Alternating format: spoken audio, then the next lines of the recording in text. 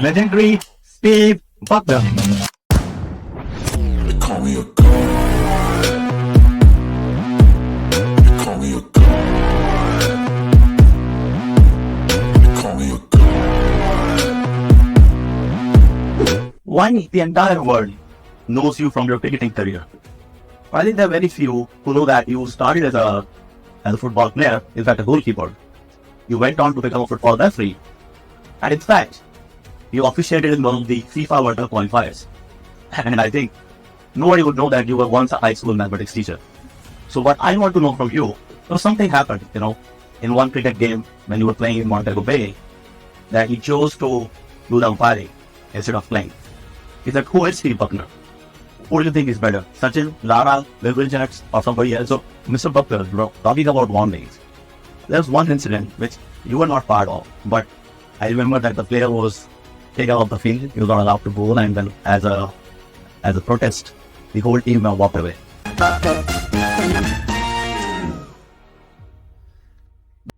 अंग्रेजी में एक कहावत है that great minds think alike. अगर इसी मुहावरे को मैं अपने अगले गेस्ट के लिए यूज करना चाहूं तो मैं कुछ तोड़ मरोड़ के ऐसा पेश करूंगा that great personalities have striking similarities.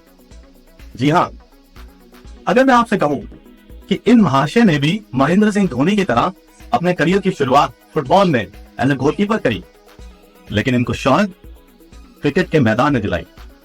और शौहरत कोई ऐसी वैसी नहीं, बल्कि इतनी शौहरत कि ब्रायन लारा के बाद ये दूसरे वेस्ट इंडियन बने जिन्होंने अपने कंट्री को 5 बार क्रिकेट वर्ल्ड कप में रिप्रेजेंट किया. पहचाना आपने? चलिए एक गेस और देता हूं. इन्होंने अपने डेब्यूट मैच की start as an umpire India के साथ की थी इन 1989, और तब से लेकर अब तक इनका इंडिया के फैंस के साथ कुछ ऐसा रिश्ता है that you can love him or hate him, but you cannot ignore him. Yes, you guessed it right. The legendary Steve Buckner. Hello, sir. Welcome to our show. How are you? I'm happy. Great. Steve, welcome again. Why the entire world knows you from your cricketing career? I think there are very few who know that you started as a football player, in fact a goalkeeper. You went on to become a football referee, and in fact, you officiated in one of the FIFA World Cup qualifiers. And I think nobody would know that you were once a high school mathematics teacher. So what I want to know from you is that who is Steve Buckner? How was his childhood? What is it that brought you to cricket? And there's not anything special that drew me to cricket. Went to school, we had seasonal sports. So in January, it was track and field. In April, it was cricket. In September, it was football. So we played seasonal sports. And once the season came on, that is the sport that we played, and most persons in the high school thought of it that way. What is in front of you, you play. But I might have played table tennis, but table tennis was clashing with cricket. So I couldn't play table tennis while cricket is going on, so I had to choose one. And I enjoy the open field, not indoor games. I can play indoor games, but I would rather watch indoor games, but the open field is where I'm very happy. Interesting. So, Steve, while you were telling us about your, different games that you enjoy as a child, when I was doing my research, I read it somewhere that you were brought by a single mother, and you did not have enough toys to enjoy at home, so that is why you chose the field. And there's a very interesting story that I read about it, that something happened, in one cricket game when you were playing in Montego Bay, that you chose to do the umpiring instead of playing. Do you remember that game? There was a game you were playing as a player, and some decisions went against your team. No, I think I could explain that. Okay. Once I qualified as an umpire, I was asked to umpire in the same league that I played in. So I would be playing on Saturday, umpiring on Sunday, or the other way around. So I was always asked to do the best games, even though I was competing for that trophy.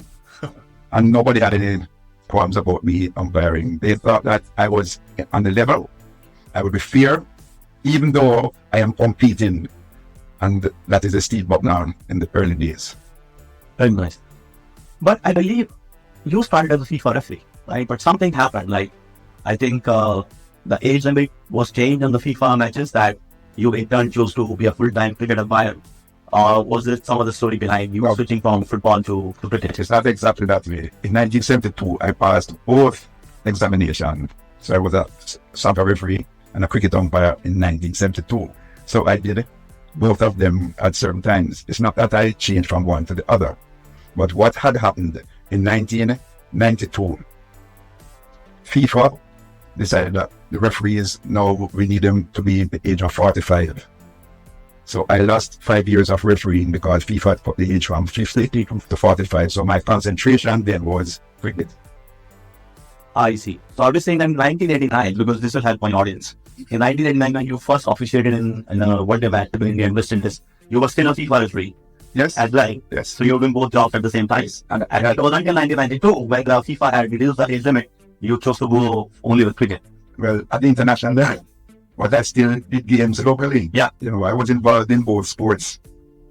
And for those who don't know, I did a test match, 1 day of a test match, and I left that test match at Sabina Park and went up to the National Stadium to referee the National League final.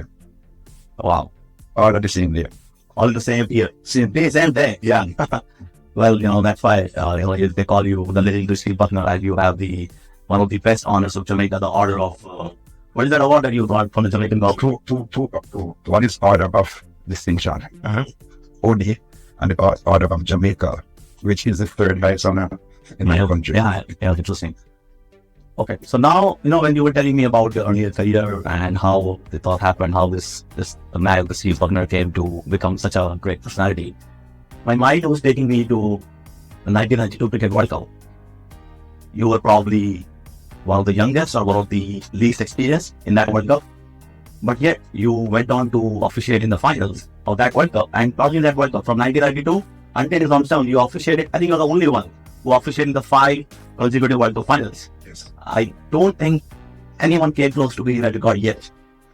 There were the 3 finals, but those 3 finals were in England with English umpires only. In my case, we had international umpires, and then there was a grading system. So every game was marked, and the grading system allowed me to go on to do the final. As a matter of fact, I went over from Australia to New Zealand to do the semi-final. And once the semi-final was played there, a phone call came in state to do a semi-final in New Zealand. And the night of the semi-final, I said, well, now please don't talk, don't say anything. Come to Australia to do the final. So were you surprised that ICC chose you to officiate in the final? What do you think went in your favor? Because of course you were a good umpire, but you were still in making at that point of time, and then you were probably had less experience prior to the World Cup, but still they chose you. You think your experience of officiating in the league matches and your decisions accuracy went in your favor? I'm sure when they chose you, they would have bypassed some other senior folks to umpire. Well, decision making was a key thing. Decision making, and it was thought that my decisions were good because reports came in to me from the office to say, Buckner, you're doing well, keep going. And I wanted to go as far as the semi-final. Those are my thoughts. Get to the semi-final, I'll be happy. So that was your kind of aim in that. Whatever, if you make it to semi-final, I will be like, okay, I did my job. That's right. Okay, I'm happy. you kind of exceeded your expectations. Okay, of course. But then again, you see, it was hard work. Very, very hard work, dedication. I was running every morning, except on a game day. So my fitness was there. My legs were good. I was seeing well, and the decision making, they thought was good enough. This is a very interesting point, because I think these days we talk a lot about fitness of the cricketers, fitness of the players. But I think not many people understand that as an umpire, you have to stand probably if you're umpiring 100 overs on the cricket field.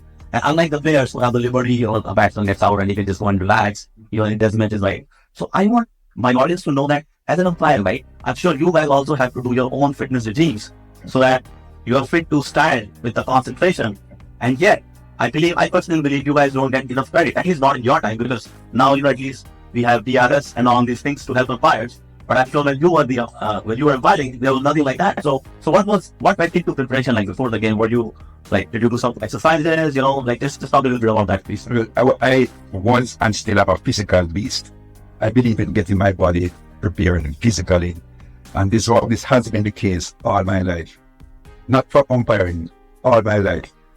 I went walking this morning already. I did 50 minutes walking this morning in the cold. You went morning today, walking morning today, wow, because I mean, for like audiences, right? It's such a freezing cold outside today. I saw the snow very soon.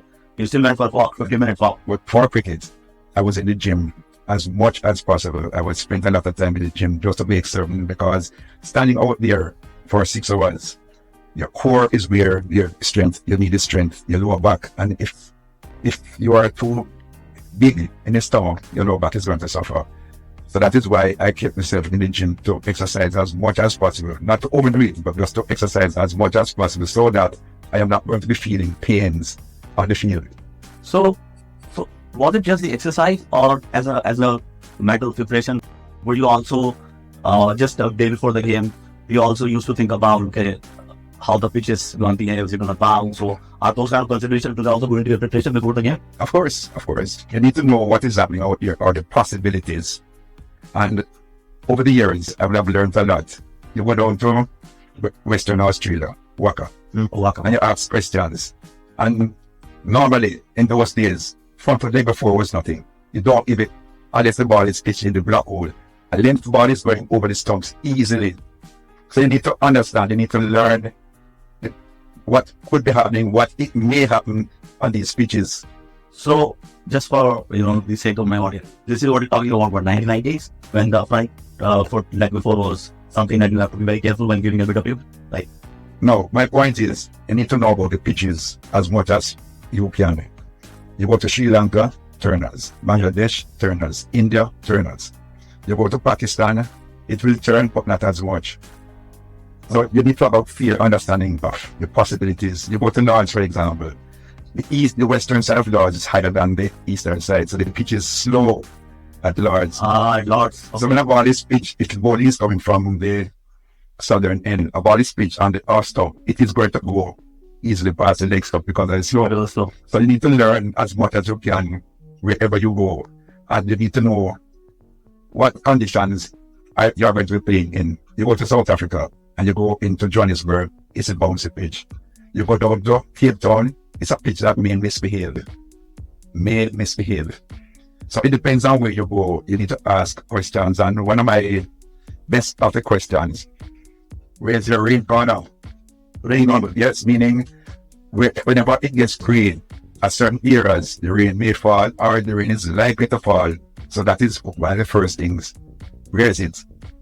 I remember umpiring in Trinidad, the one in southern Trinidad. And this is for a local match or the local game. I see. And there were 2 flames. And the flames were on the eastern side. And we were told that once it gets grey inside there, stop the game now, let us get the covers on. And there was no argument. It got grey and the covers were on. But when the covers finally went on, the rain started falling. In other words, don't wait till the rain starts falling, then you get the covers on. Get the covers on, you go to Sri Lanka. And in those days, there are many small pieces of cover. Right. You can't allow the rain to start falling. Correct. So you need to know where you're playing, the conditions, you need to know everything. And sometimes you have the curators who say, hey, that's coming. I see. Interesting. There's one place in Jamaica, not Jamaica, inside the Caribbean. It is St. Lucia. St. Lucia. You hear the rain coming. Oh, wow, because no, it is coming back, it's miles away. But once you hear it coming, you stop and cover. If you allow the rain to start falling, that game is over. The game is over, yeah. So people say, why are you going off the field? The local conditions saying something. I see. So, Mr. Butler, there are many historical games for which you have been part of. But I think if my memory is serving me right, there was one game in particular that happened in '96 World Cup final. And you thought that you will not be required. And you were in Delhi to book your tickets back to West Indies. Suddenly something happened because you didn't get the tickets, and moments later, you got a call. Do you want to elaborate on that? What was it? Just give us the context. What was it? No, certainly. West Indies, they were playing against Australia. And at one stage, it was 8 runs, 4 wickets. And this is '96 World Cup semi-final. Semi-final, yes. And I left the hotel to go down into Delhi to say to the person doing the bookings, please, can I have the tickets to go home? Because at 8 runs, 4 wickets, West Indies, they are bound to win this game. And I was told, sorry, no tickets for you. I went back to the hotel, and Australia recovered somewhat. I made just a reasonable score. And later on in the night, West Indies, they were going good until we started falling. And I say that it might have been a stroke of luck that one of our tailenders in the dying moments of the game swept to square leg. Okay. That ball was heading to the boundary. It went straight to the umpire, hit him in the head. West Indies might have gotten one run. Who was umpire? BC Curry BC Curry, Sri Lankan umpire. from Sri Lanka. The ball struck him in the head. Otherwise, if that ball had gone to the boundary, the score would have been small enough for West Indies to win. And following that, the last man got out. Turn out. Yes. You know, So just for my audience, right? So 96 World Cup, he thought he will not be part of the finals, even though he did officiate because West Indies was playing so good in the tournament overall. And I think his West Indian heart was telling him that West Indies will be in the finals. And at that time, the rule said that if your team is playing the finals, you cannot umpire. So he thought he will not be able to officiate, but as luck would have had it, he went on to officiate 96 World Cup final, as well as 99, 2003, 2007. And actually that reminds me, I think you're the only umpire who was in the ICC Elite Panel of Umpires since its inception, 92, 93? no, in 94. 94, and until your retirement, you were still part of the Elite Panel of Umpires, right? And it's a big honor. I don't think anybody has been in the Elite Panel of Umpires since the time they got into until they retired. So what was it like? Is there like we know that these days they're all Wisdom Hall of Fame and Elite Panel, but what was the process during those days like? Yes, the process started in 1993 when Dickenberg went to Zimbabwe to do, I believe, 3 test matches. And then I went to South Africa to do 2 test matches. And that is when it was one umpire from the home country, another from outside. Now, each country was asked to submit 2 umpires. England had 4 because they were professionals. That is all they did to make a living. They were professional umpires. Now, once this system got going in 1994, then a lot of us started touring, and that is when I started going to so many other countries to umpire. And I believe going to Pakistan was something special because after the World Cup 92, it was told to me, Pakistani people want to see you, please come, but I had to wait my turn. But then I can also remember going to India to do one series when there were 5 countries invited. This was the Hero Cup year ago, and I went there and I did the Hero Cup. Kumble took 6 wickets. You were by in that game. I think it took Kumble or Sachin involved the game to play. Finding 6 wickets for 10 runs. I don't remember. I don't remember that much. But that was another experience for me going to India and seeing what India was like from the inside. Not reading, not watching television. I was seeing India from the inside. Then it was a learning process. When you leave your country, try your best to know what is happening over there so that what you eat, what you drink, when you get out, can you leave your hotel at whichever time? And these were the things that, I learned along the way. Nice. So, Mr. Bakran, you had a great career, right? And I think even after that, you had a fair share of controversies in your career. And I think, there are a few which I would like to call out and your take on that. So, of course, there was 2008 Sydney Test, after which I think probably a lot of the greats of the game said some nasty things in the media, like Dicky Bird, he mentioned about you that he went on for too long. And I think Anil Kumble, in one of the interviews, he said that during the Sydney Test and that monkey gate scandal happened, it was only one team which is playing the spirit of the game and umpires are on the other side as well. So, and then 2007 World Cup final fiasco, right? So, what do you want to tell about those? Like, tell me what happened, right? In for example, in 2008 Sydney Test, like, I think Andrew Symonds was out and then he was given not out and he went on to score a century. And there were other incidents as well, apart from that monkey gate scandal. So, do you regret them? Well, I still regard myself as a human. Yes, as a human, and mistakes are going to be made. Sam was not even out. I did not hear anything. I heard nothing. And not hearing anything is difficult to say, yes, you're out, go in.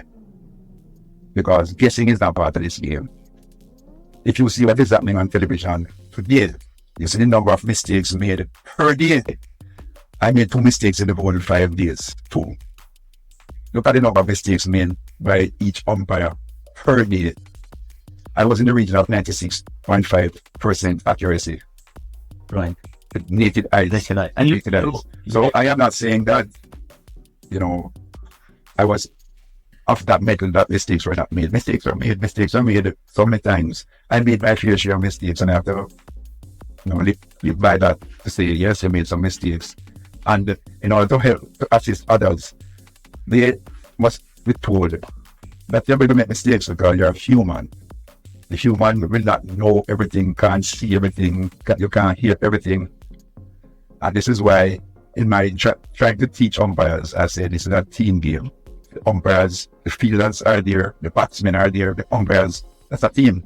And if you hear something, you're the leg umpire, and you hear something, you should be making some signal to your partner that you heard something. It is his business to say what it is. Did the ball hit the bat? Did the ball hit the pad? And so on.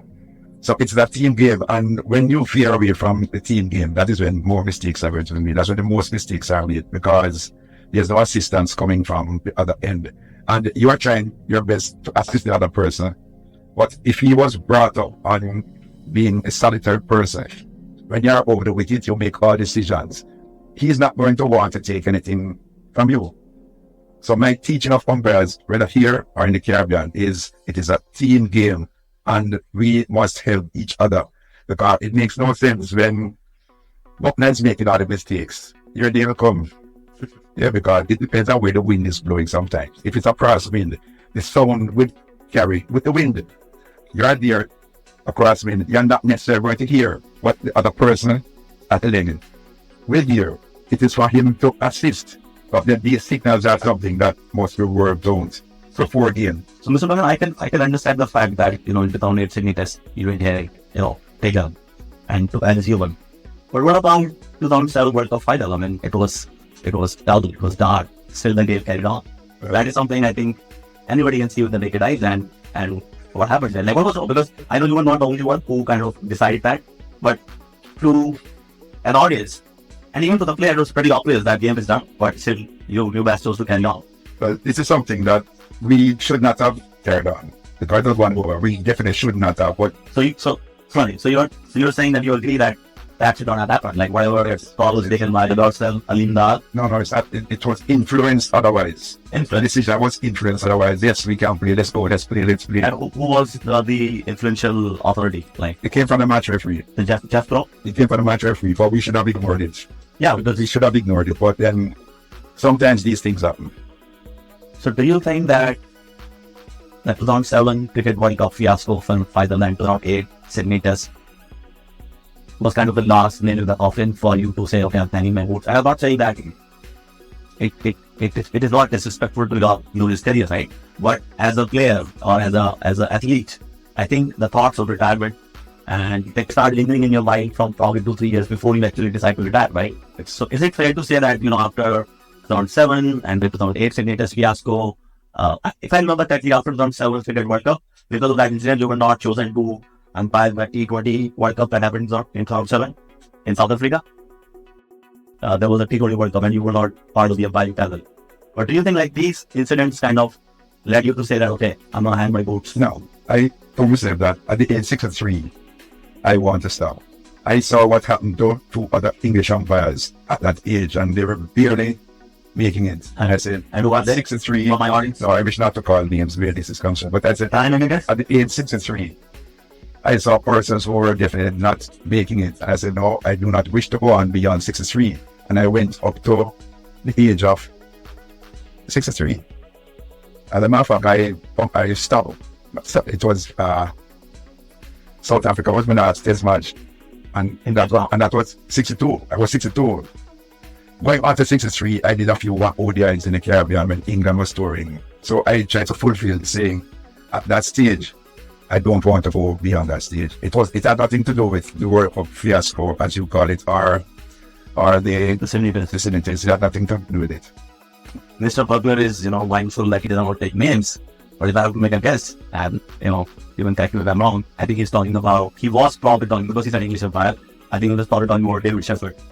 But he's not saying that, I'm saying that, I'm guessing it. But Okay. No, put it this way. It's not that Shepherd was making bad decisions, but physically, he wasn't there. Remember that he was off the Toby man. Yeah. And I said, then he's not making it physically. I am okay even today. I still umpire. Yeah. I don't have to umpiring. I still exercise in order to do umpiring, but I know my limits. And I thought that at that age, I should stop umpiring at the highest level. So now I think let's move from your umpiring, levels. I want to move towards, some players. Before I talk to players, I always feel that in any sport, right, whether you are playing as a player or you officiate as an umpire, you always draw some kind of inspiration from your fellow colleagues, some kind of enviness from your fellow colleagues. Like when you were officiating, was there somebody who you really looked up to, or maybe more than looking up to, you were envious of, his success, or like maybe you thought it was a competition to you, like any particular name that comes to your mind as an umpire, you thought that this guy is good. One from your generation and one from today's generation. With all the technology that's available to today's umpire, who do you think can go on for a long period of time today, and somebody who was as good as you or better than you when you were umpiring? Let me answer the first part of your questioning. My competition was against me, not anybody. There was no envy against anyone. I worked for me and the association and for the players. I was never thinking about being better than anyone else. I was trying to do as best as I could. Okay. So envy is that part of me. I get it. What about getting inspired from somebody else? Inspiration came from Douglas Aviu. Douglas Aviu from Jamaica. Okay. Yeah, he was an umpire from Jamaica, and well, the first part of it was to have surpassed his target. I think he did 33 test matches, and I surpassed that. But then there was one special thing about Douglas Aviu. He was mentally tough on the field. Now, refereeing football, I am tough in football, but I did not know that this was a part of umpiring. And when I heard him speak to people on the field, I said, hold on, well, this is something new to me. And this now, it's not that I could not have done it, but I did not know that it was in cricket. And I said, I draw the line and say, this is going to happen in cricket now, because I have seen it, I have heard it, nothing's wrong with it, but be as tough as necessary. Okay. And in today's generation of umpires, right, what do you think had it in have to go along? It's a hard question to answer. Why it's hard to answer? Technology is there. I would go to my bed and say, imagine I gave this man out and he wasn't out, and I have to live with that for the rest of my life. Today, technology is there, and the fielders or the batters cannot appeal, and the correct decision is given. You would still have made a mistake, but you know that you're going to bed with the correct decision being made. With the technology. Technology. Yeah. It wasn't there in my time.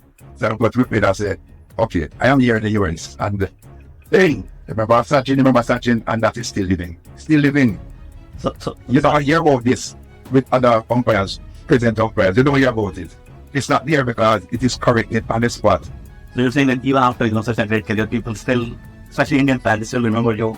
Hey, you may have out to Sachin. He would have went on this one on the 10th century. I don't know about the centuries, but every time I go to Van Portland and the Indians are playing, hey, how are you?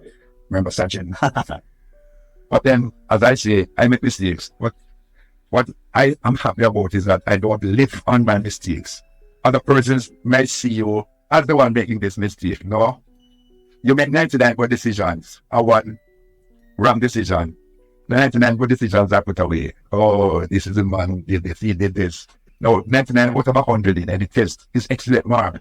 But it is the bad mark that people thrive on. They keep saying it. I will give a good example. Yeah. A youngster saw me up by Van Portland. Say, hey, Mr. Buckner, oh boy, you made 15 mistakes, man. 15 mistakes in your career. I said, what's that? I said, yes, man, I have it on my phone. I can show you. I said, sir, I operated 20 years of international cricket. And you say 15 mistakes in 20 years? He stopped talking. In other words, he's not going to speak about the good decisions. He's only talking about 15 wrong decisions. But it's 20 years. So it is less than 1 a year. But how many test matches in 20 years? Yeah. So he's not talking about 128 test matches. And he sees 15 out of 128 test matches. And how many decisions per test? For example, in Calcutta, Mr. Van, the Australian umpire, Darren here. we did a test match there. It 180, 160 decisions were made in the game, 160. So you're talking about roughly 80 per person. But that is not what is seen. It is the bad mark that is seen, and people thrive on that, and I don't do that. I say, no, if I want to say the bad in you, then I am not a good person. I must see what is good in you and try to emulate the good in you. But if I can only see the bad in you, then I am definitely a poor human being, because my mind is only set to speak about evil or the negative. I must see what is positive about you, what's positive about, and that is where I focus my attention. Very nice, very nice. But coming back to my question, one person from today's umpiring generation who you think, had it in him. I understand, today people have technology and I have not seen enough of these umpires, to tell you the truth. I have not seen enough of them. And I am not going to make a decision. I can't make a decision with that. Do you still follow cricket, like international cricket? Me? Yeah, do you still follow on the TV? 24/7. Do you follow IPL? Sir, when I say 24/7, 24/7 means 24 hours a day. Yeah, 7 days a week. On the TV, I keep watching cricket, I watch cricket as much as possible. On the weekend, I watch football because I want to find ways and means of helping my youngsters as a coach. So I look at, see what is happening on the football field. And if this is a good era, I try to take it out and put it in the coaching. But I keep watching cricket. I also watch cricket. So, you follow IPL? Sir, I don't. Which is not like Sir, do you think if you... I don't turn the TV on 806, and that's cricket. It doesn't matter what cricket. The ladies cricket, men's cricket, IPL, CPL, ESL, BBL. whichever of them. Do you think that you retired maybe like a year earlier? Because if you would have retired, let's say, a few years later, you could have gone on to combine all the IPL leagues. Which is a lot of money. I would have loved that. A lot of money, right? I would have loved that. I would have loved. I have never done an international T20. Never. Yeah. It's only coming to the United States that I started doing T20, because I stopped umpiring for a long time in Jamaica. I was doing coaching in soccer. Soccer coaching. But once I came here, I started doing T20. I've never done one before. So I'm happy. Well, I don't know if at this age I can still get into one of these countries. I don't know.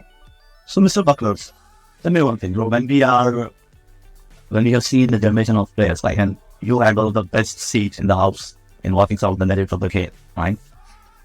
During your era, I mean, people make comparisons, but they make wrong comparisons because they pick people from different era with different set of rules, ball conditions, competition, and they say this side best, this side's good, right? But I want to know from you, like, we all know Sachin, Brian, Viv Richards, Saurav Ganguly, everyone, all the big players, and I'm sure I missed many. But as per you, right, who do you think is better? Sachin, Lara, Viv Richards, or somebody else? I don't say the question, but if you have to choose, right, what will be your take on, let's say, if you have to pick Sachin in your team, why will you pick him? I would pick Sachin because he's the best accumulator of runs. He will bat all day and nothing bothers him. Like, when you say nothing, like sledging, No. condition. The only thing that bothers him is if you have anything shiny on your clothing. For example, I use a counter, which is a shining metal. I see. And if he sees it, he says, please. So you take it away. But nothing bothers him while batting. Sledging doesn't bother him.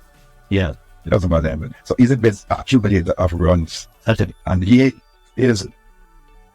plays shots that many persons will not even attempt. And I tell you one, pitching outside the off stump and pitching a length outside the off stump, he turns it to square leg. I'll be talking about maybe 6 inches up to 12 inches outside the off stump. He goes over there and turns it to square leg. You remember which year was that? No. He plays it. He plays it, yeah. He plays it I don't know. regularly. No, that's normal. In other words, the outside is stopped already. And you're forcing him now to play there where he won't score. So he goes across here and he turns the bat. Just crazy. He may not reach a boundary or he's going to get 2 or 3 runs. So you can't really trap him into not scoring. So they talk about Sachin and Brian Lara for your Brazilian counterpart. As far as pleasing the eyes, if you want an eye pleaser, that's Lara. When he starts batting, it is poetry in motion. Poetry in motion, yeah. And there are 2 things that I'll say about Lara. There's one person from Sri Lanka who always gets off the mark, ball 1. Lara will take ball 1 or ball 2, but not further than ball 2 to get off the mark. Arvina De Silva gets up the mark, ball one. But most times I see Yeah. ball one. And this is Lara will not go beyond 2 balls to get off the mark. And there's something else with Brian Lara that I enjoy. Like, I study cricket now. I'm not only an umpire. Yeah. I study cricket, I study personalities, Has- styles.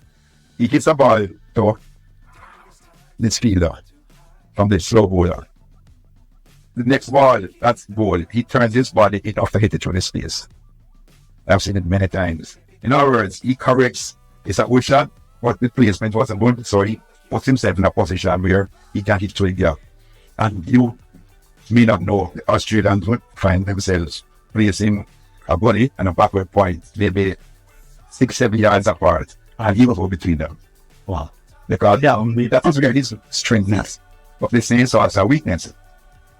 But his timing is so good that he goes between 2 fielders 7 yards apart. And once he starts doing that, those guys know that it's a big score. What?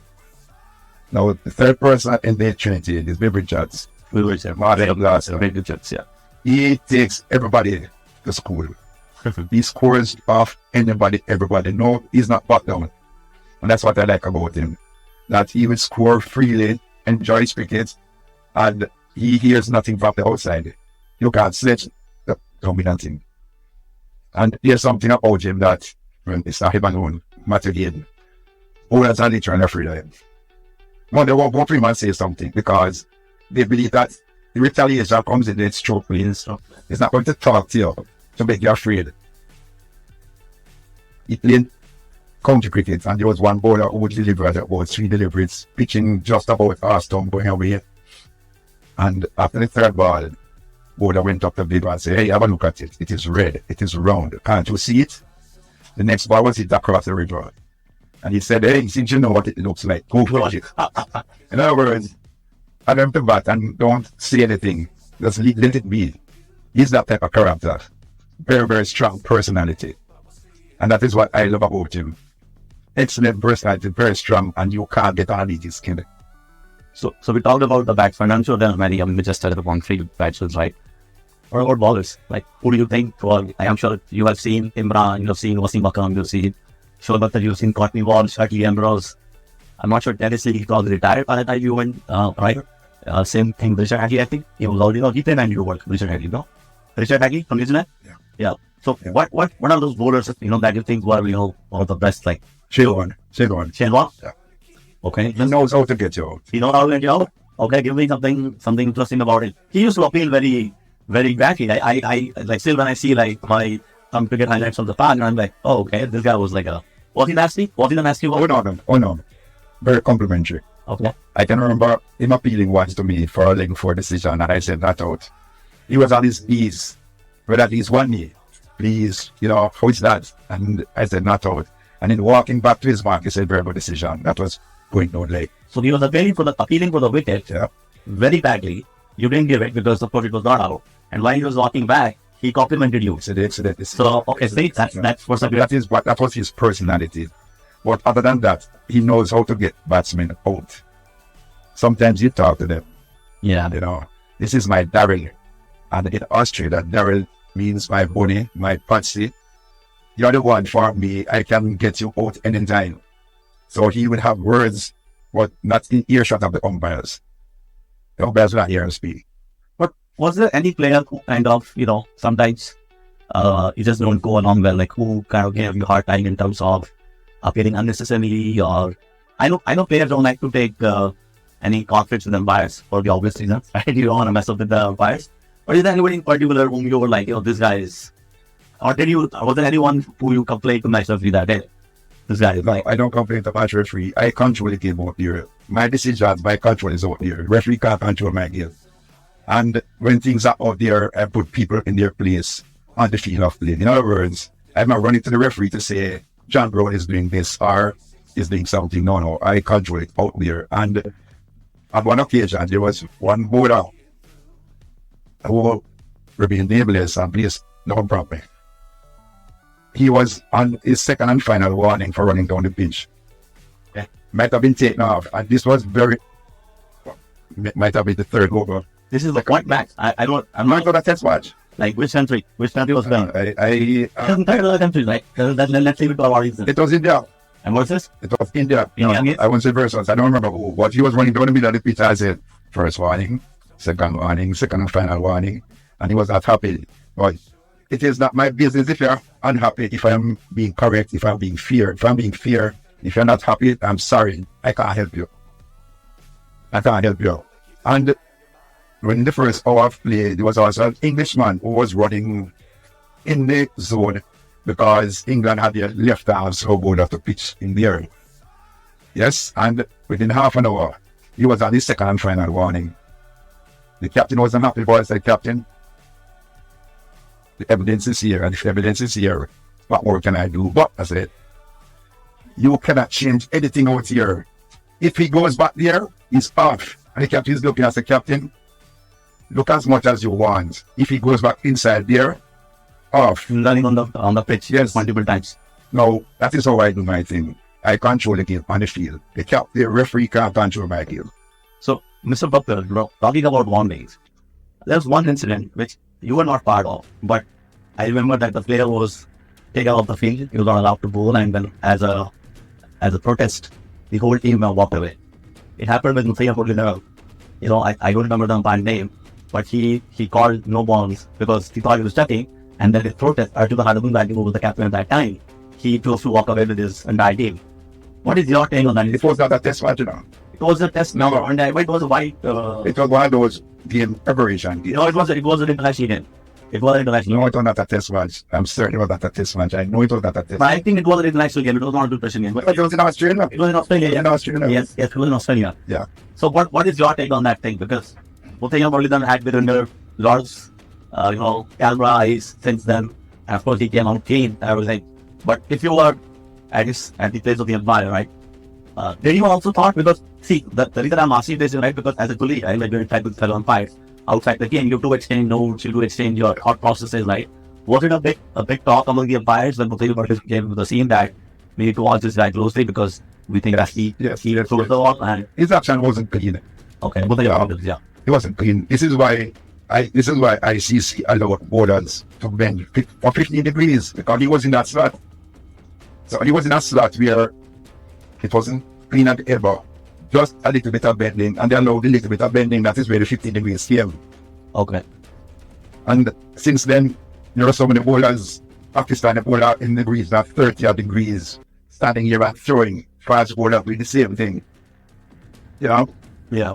But then ICC made it not difficult for the umpires. What they said was, report what you see happening. Report, and then we will take it up from there. So you can't take him off the field on that game. No, it's not off the field anymore. He remains on the field, but he can't bowl anymore. That is the point. He can't bowl anymore. There have been many throws in the game. Many throws in the game. From the West Indies, I've reported them to the West Indies board that these guys are throwing. So, help them. And they're banned from international cricket because of the same throw, because nobody did anything for them. So Mr. Buckner, it's just curiosity in my mind, right? That it ever happened with you that during a live match, a bowler taking some advice from you, and in terms of like, what do you think about this LBW ball? What do you think about the pitch? Or was it pitching too short? Or maybe like a batsman you get not out, and he came to you afterwards and said that, you know what, I nicked it. Any examples that you can think of? Well, I have 2 examples in mind, and I put them on stream for sure. Oh, wow, nice.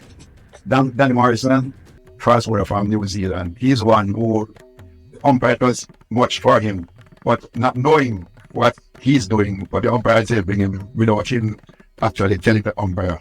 He would make a mark on the ground and he'd ask the umpire to stand on the mark for his delivery. And I can remember when I called no ball on one occasion, Morrison looked at me and said, "How far was it, umpire?" I gave him the distance. He said, "Okay, can you put your toes on the line?" I said, "But why?" He said, "Umpire, it is where you're standing that I am jumping from." In other words, indirectly, I am helping him, but not knowing that I was helping him. He said, "Okay, keep your toes on the line, please." And have the toes on the line. And he said, "Oh, I'm fine." And there are other times when a bowler might say, if I'm getting too close to the no ball, can you tell me? And we do it. Now, there are those who say, "No, you can't help. This is a game of so many competitors, and these are the things that you do." in the game. Now, the other one is a Shane Warren who is bowling, and he will bowl 1, 2, 3 leg breaks. So the batsman is expecting more leg break. He comes here and he stops his action and he reverses it into the flipper. Not many persons know what the flipper is. The flipper for Shane Warren is a very slow, medium pace delivery that swings. So he starts it on the leg stump. It swings back on the middle stump. So the batsman is here. He sees it going leg. He opens himself the leg. Then when the ball comes back and he's dropped leg before. So what Shane Warren is asking is did that ball swing in the air? Did it do something in the air? And I would say yes or no. Because of all the spin bowlers, he polishes the ball. He polishes the ball because he needs for his flipper one side rough and one side shine. He needs it. So he's always polishing, always. And that is a delivery that gets many batters out with them not knowing what he's bowling. Because the flipper, he starts the leg break action, he stops it, and he reverses the leg break action. So the ball comes out like a medium pace delivery. When it comes out that way, you don't know. Because what you saw in the beginning was what resembled the regular leg break. But you don't see any stop and reverse. So he asked, did that ball do anything to go out? I said, yes. It swung a little bit. Then said, okay. So he knows now that his delivery is doing what he wants it to do. And he's happy for that. You know, but these are some of the small things in the game. But I might ask the question, did that ball pass near to the stumps? Because he's trying his best not to get out and he's leaving them. I say, yes, that was close. But then he's asking the question, why did not answer? This game is bigger than the local stage where you have to, don't say anything, no. It is, I help you, you help me. And when I told you that Shane Warren said, good decision, he meant it because he knew it was a own. But he was asking, and had he got the answer, he would have been happy.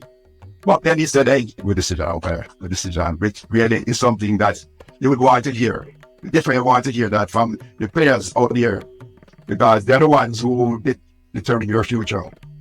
Yeah, they're the ones who determine the future. And if you are doing well enough, then you can keep going. Because, you know, I remember giving his mom out red out in the World Cup 92. And the question was, how can Buckner see the bat near to the line and give a run out? I didn't see it near to the line. I thought it was over about 6 inches. People said, no, it was over 2 inches. So that might have been a good decision on my part that they said that, oh, he's good. In other words, you get help sometimes, and it is good to know that there are those persons who still play the game who are helpful to the umpires. But not only that, you should also do your part in the game to say, Captain, this is happening. This man is showing something about it. Captain, these are the conditions, and we want this game to end peacefully. Do something about it. But then this is what it is all about. Team sport. Team all the way. Mr. Buckner, there was something about your decision making. I think they say that you were like a slow motion walking replay, and you were nicknamed as the slow death because your finger used to take so much time to give somebody out. What went in your head? Like, what would you see? Like, why took so much time to give somebody out? Replays. You're in your living room and you're enjoying replays, and you will see the ball being bowled and whatever decision, and you're happy. On the field, I make replays. Where did that ball pitch? Where did it strike the batsman? What are the possibilities of the ball hitting the wicket? So I go through the replays as much as you see on television in the head. So you construct the replays in your mind. Exactly. Like, okay, what's the condition like? Where's the ball pitching? How wide would have gone? Exactly. Before I make a decision.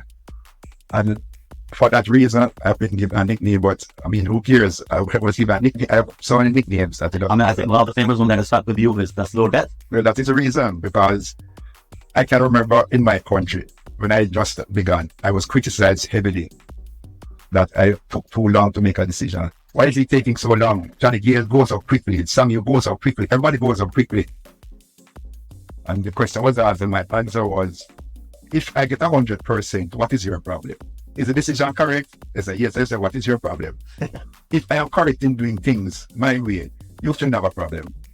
What you take too long, I said, why? What do you mean by take too long? If it is out and I give it, it's correct. If it's not out and I say so and it's correct, there should be no problem at all. And look at the world today. No umpire is going up early again. None. Everybody is now waiting, assess. I'm having a problem with the height on that one. What would it have? Then now you go back to the training. If the foot is so far down the pitch, the ball is turning, what are the chances of it hitting the wicket? So that is where the training comes in. That is where the experimentation comes in. So I believe that is what we need today. We need persons to train umpires, and the international umpires have a lot to learn. So there are like so many things, I want to talk about, but I think in the interest of time, last but not the least, I mean, officially, I know you've retired from your international duties, but unofficially, I know you still are carrying your interest of umpiring in the minor league matches, and you're officiating, you're coaching the football players in a high school. Do you feel that post your umpiring days, you could have contributed in a better way in the mainstream cricket, maybe with the West Indies Cricket Board, maybe with the ICC in terms of umpiring, getting out new umpires? Because I'm sure there is still a lot of things that the upcoming umpires and the cricket board can learn from you. Do you feel that gap that you were not probably approached after such a glorious career? I think so. Because there are a lot of things for persons to know that I am certain they don't know. And I give you one good example. A right arm round the wicket bowler to a right hand batsman. If the ball is pitching on a length, leg before is out of the question, straight ball. Pitching on a length, leg before is out of the question. Why? If the ball is going to hit the next stop, it must pitch outside leg. So hit the middle stop, it is going to pitch outside leg. If it is going to hit the off stop on a length, it is going to be pitching outside leg. Unless the ball is pitched up into block hole, leg before decision from round the wicket is difficult, not impossible. To a straight ball, we're not talking about spinners, but to a straight ball, it's difficult. How many persons have experimented with that? This is something that I did once at a West Indies forum. And the seen that persons weren't having a good look. And they were shaking their head as I see there. I put the card on the ground to show the ball hitting leg, red pitch, the ball hitting, and so on. And they're amazed because people read. If the ball is doing that, I'm not saying if, I am showing you. Yeah. I am pointing it out to you. And another one is a ball pitching length, and a medium height batsman is playing forward, and he's hit above the knee roll on a length ball. The likelihood that ball is going to be the top of the stumps. But how many persons have experimented with it? So I'm just amazed, with this cricketing knowledge that you have, right? You did not ever think of writing a book for the umpires, like kind of coaching manual for the cricketer, for the upcoming umpires? I have done one manual already. I am on the second manual, but it is publication, that is my problem. And in this manual, all you see about leg before would be inside there. To show ball pitching, ball going over. Ball from round the wicket to hit, where the ball has to be pitched to hit. I'm talking about the straight ball because slow bowlers will be different. And I have a lot of contribution. And can I give you a good example? I was in South Africa, and the umpire was making his test debut. I know what they meant. Archard. His name is Archard. Archard, okay. Yeah, he lives in Australia now. Okay. And I was Australia. I think it was England played. Bowler, pitch, slow bowler. The ball hit the pad, hit the back of the bat, and the cat was taking a silly point. He looked at me, and I did this. I saw the ball hit the bat. But he said that his first decision in international cricket would have gone wrong because I did not know. Also, you were at this going. I was screen leg. So the ball hitting the pad, then hitting the back of the bat, catch taking there. He didn't know. And I did this. I clasped my hands and I did this. He gave it out. The replay show exactly said I would have got it wrong. My first international appeal would have been wrong. The teamwork is always. You never ask for that teamwork, even though you're on the square leg, but you help your fellow. Yeah, but it's, look, bowling team, fielding team needs to do well. Batting team needs to do well. The umpiring team needs to do well. It is not me against you or you against me. It's no we're not competing. We are together. Batsman plays forward, the ball hit the pad, and the bat. So on that note of the umpiring team, very interesting point. Any particular umpire you wanted to be paired with throughout your career, which you feel that kind of something similar, or what would be a compliment to your Simon Toffel. Simon Toffel, Very good team player. Alindar, good team player. Pakistan, And the Shepherd, good team player. In other words, it is the best you get from them. Yeah. But Toffel will not be number one. In other words, every ball Toffel is making saying something. In other words, but nothing. But the signals have been worked out that enjoying your game working with certain persons. In the beginning, we were told that the bowler is an umpire. He makes decisions and catches.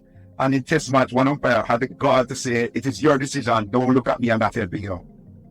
In other words, we're not have that clean catch because those days you have to depend on your own eyes. Realize. And he was saying, "No, it's your call." That was the selfishness of certain persons. So I am saying that the three teams need to do well.